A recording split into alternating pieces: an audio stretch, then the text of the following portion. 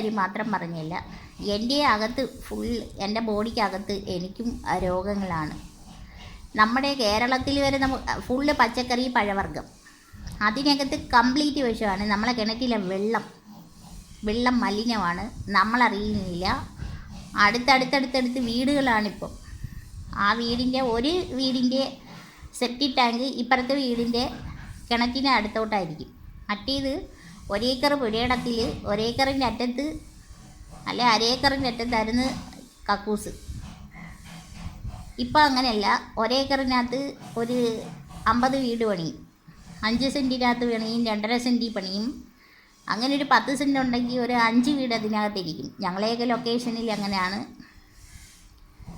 ഇപ്പം എല്ലാം നാട് നഗരമായിക്കൊണ്ടിരിക്കുകയാണ്. അപ്പോൾ അതിനകത്തെ മലിനജലം നമ്മളെ പോലും അറിയുന്നില്ല. ഒരു വീട് ഫേസ് ടു ഫേസ് ആയിട്ടിരിക്കുന്നു, അല്ലെ ഒന്ന് ബാക്ക് തിരിഞ്ഞിരിക്കുന്നു, ഒരു വീടിൻ്റെ ഫ്രണ്ട് ഒരു വീടിൻ്റെ ബാക്ക്. അതാണ് നമ്മുടെ ഇവിടുത്തെ കാഴ്ചകൾ. അപ്പോൾ പിന്നെ എങ്ങനെ രോഗം പിടിക്കാതിരിക്കും? അപ്പോൾ പിന്നീട് നമുക്ക് കുറേ വിഷമുള്ള പച്ചക്കറി പഴവർഗ്ഗം, ഒരിടത്തും തെങ്ങില്ല. തേങ്ങ പോലും എന്തൊക്കെയോ ചെയ്തിട്ട് വിളയിപ്പിച്ചെടുത്തുകൊണ്ട് വരുന്നു. എല്ലാവർക്കും അറിയാവുന്ന കാര്യമാണ്. പക്ഷേ ഹോസ്പിറ്റലിൽ ചെന്ന് നോക്കുമ്പോൾ ഇതിൻ്റെ യഥാർത്ഥ മുഖങ്ങളും നമ്മളെ വീട്ടിൽ ഇരിക്കുന്ന ആളുകൾക്ക് വല്ല രോഗങ്ങളും ഉണ്ടാകുമ്പോഴും നമ്മൾ ഞെട്ടിപ്പോവും.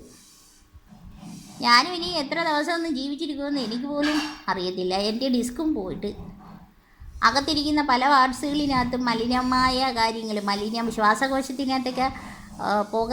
നാഷണൽ ഹൈവേയിൽ താമസിച്ചിരിക്കുന്ന സമയത്ത്, അവിടെ വീടായിരുന്ന സമയത്തുള്ള പുകയെല്ലാം കൂടെ അടിച്ച് കയറി ശ്വാസകോശം എല്ലാം പോയി. ഇപ്പോൾ ഞാനിപ്പോൾ റോഡിൽ നടന്നു പോകുമ്പോൾ ഒരു സിഗരറ്റ് പുക പോലും എനിക്ക് ശ്വസിക്കാൻ പറ്റുന്നില്ല. ആ രീതിയിലുള്ള മലിനമായ അന്തരീക്ഷം. മീനിനകത്ത് വിഷം, സർവത്ര വിഷമാണ്. കേരളത്തിലുള്ള മനുഷ്യർ എല്ലാം വെട്ടി നശിപ്പിച്ചിട്ട് കോൺക്രീറ്റ് കാട് ഉണ്ടാക്കി വെച്ചിട്ട് അന്യസംസ്ഥാനങ്ങളെ ആശ്രയിക്കുമ്പോഴാണ് ഹോസ്പിറ്റൽ നിറയുകയാണ്. ഒരു മരുന്ന് കഴിക്കുമ്പോൾ അടുത്ത രോഗം.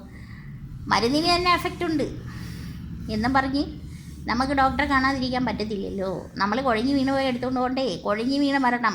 മെനഞ്ഞാന്ന് എൻ്റെ വീട്ടിൻ്റെ അടുത്ത് ഒരു ചെറുപ്പക്കാരൻ, കൊച്ചു ചെറുക്കൻ പയ്യൻ, ഞങ്ങൾ നാട്ടിൽ ചെറുക്കനെന്നും പറയുന്ന ചീത്തയൊന്നുമല്ല, പയ്യൻ.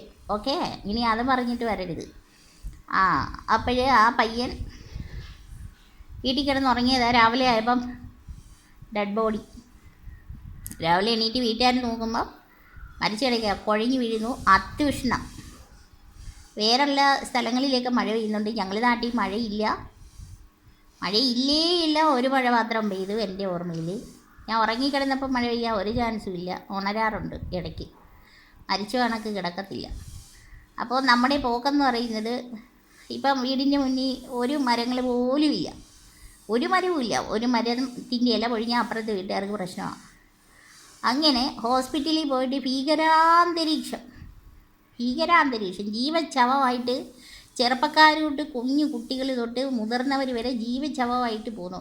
ഒരു ഹോസ്പിറ്റലിനകത്ത് കാല് ചവിട്ടാൻ പറ്റുന്നില്ല. പ്രൈവറ്റ് ഹോസ്പിറ്റലാണ്, കാല് ചവിട്ടാൻ പറ്റുന്നില്ല. ഒരു ഹോസ്പിറ്റലിലോട്ടൊന്ന് പോയി നോക്കണം. നമ്മുടെ കേരളത്തിലെ മനുഷ്യരുടെ കാര്യം എനിക്ക് പറഞ്ഞാൽ മതി. കേരളത്തിലെ മനുഷ്യരെയല്ലേ ഞാൻ കാണുന്നുള്ളൂ, മറ്റുള്ള സംസ്ഥാനങ്ങളിൽ ഞാൻ പോയിട്ടില്ല. അപ്പം നമ്മുടെ നാട് ആദ്യം നോക്കണ്ടേ? കംപ്ലീറ്റ് രോഗികൾ, ആരും അറിയുന്നില്ല. ഇപ്പോൾ പുതിയതായിട്ട് വരുന്ന രോഗം എന്ന് വെച്ചാൽ നടന്നു പോകുന്നു, വീട്ടിൽ പോയി കിടന്ന് ഉറങ്ങുന്നു, മരിച്ചിറങ്ങുന്നു. എന്തായാലും നമുക്ക് ഹോസ്പിറ്റലിലും ഡോക്ടേഴ്സിനെ ആശ്രയിക്കാതിരിക്കാൻ പറ്റത്തില്ല. എന്തെങ്കിലും രോഗങ്ങളുണ്ടെങ്കിൽ അപ്പോഴും തന്നെ പോയി ഡോക്ടറെ കൺസൾട്ട് ചെയ്യുക, അത് വേണ്ട പ്രതിവിധികൾ ചെയ്യുക. ഒരുപാട് കൊഴിഞ്ഞു വീണ മരണങ്ങൾ, ചെറിയ അസുഖങ്ങൾ വലിയ അസുഖങ്ങളായി മാറുന്നു. ഇത് പലരും പറഞ്ഞിട്ടുണ്ട്, പക്ഷേ ഞാൻ നേരിട്ട് അനുഭവിച്ചപ്പം എനിക്കൊന്ന് പറയണമെന്ന് തോന്നി. ഓക്കെ, എല്ലാവരും